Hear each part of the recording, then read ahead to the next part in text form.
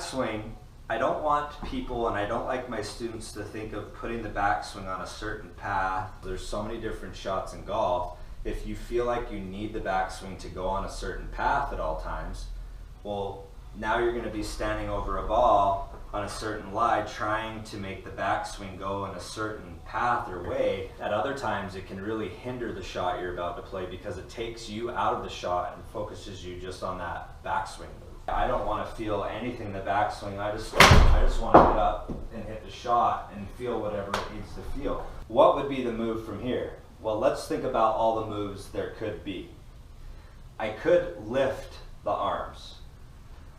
Now, if I lift them straight up, that's what my backswing would look like. So somewhere in between lifting my arms straight up and gradually lifting them as I turn my torso, we're either lifting the club here or we're lifting the wrists and maybe not the arms, or we're not doing either of those things. If I can eliminate lifting my arms in any way or cocking my wrist in any way, so simply weight shift and then coiling, standing right here with one hand,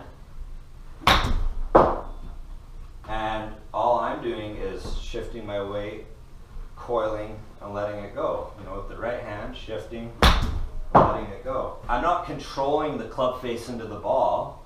I know the weight of the club, and I know by the way I'm holding it in my hand that I'm going to let it return back into the ball, whether it's right-handed or left-handed. And when I combine both those hands together, all it's doing is giving me more stability. I'm not lifting my wrist or my arms. Nothing's happened. I've just simply allowed the weight of my arm and everything, because in that weight shift things kind of start to go because I let them move, and then I let them keep going back, and then I coil, and then I move forward, and I simply just let them come down and run into the ball. The exercises that are in the PDF, they give these supporting muscles strength. So it gets easier to just softly allow the club to go. Well, I'm not trying to explain this in a way that now you're going to try to make these movements become natural. What I'm saying is just let your golf swing be natural. Get it gripped in this right way. Don't lift your arms. Don't lift your wrists in any way. Like we've talked before. Wrist cock, the club's going to work straight up and down. If I don't cock my wrist, okay, well, how am I going to move the club? Well, I'm going to move everything and allow the club to move my wrist. My wrist is going to be allowed to move, which is going to work in a hinging fashion. So if I allow this to work, hinge, well, it came back, and then I went forward, it hinged, and then the hinge came out, and that's what struck the ball. Based on how I was standing in relation to the ball, based on how I was holding it, I shifted into my right, and I allowed things to go. The weaker your fingers are, and the weaker your hands are, and the weaker your forearms are, the more you grab onto this club, just like my 3-year-old son, to make sure that you stay in control of it. If this club face matches the back of my hand, why would I ever want to take it away from being square? Look at the back of your left hand. You notice how the back of the left hand is pointing up in the sky. Now notice the club face. It is also pointing up in the sky. So what does this say? They're both going in the same direction. So you don't have one club face here. You have two. Every little movement that left hand makes is going to influence that club face.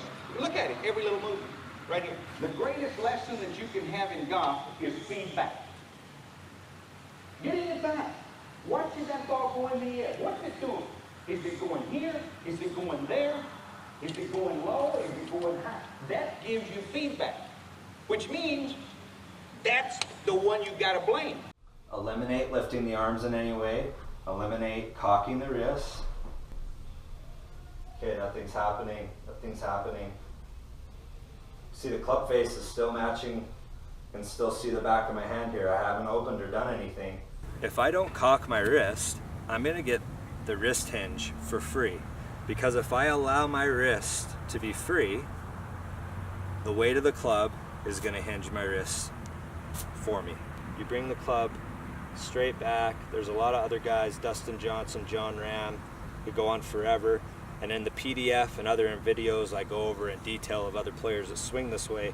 If you notice now, my hand hasn't opened. My hand has not opened up here. It's stayed like that. You notice the club head is now in line with me, and as I start to turn into the backswing, the weight of the club is now behind me, and eventually it's gonna fall this way. My wrist is now this way, versus that way if I would have picked it up.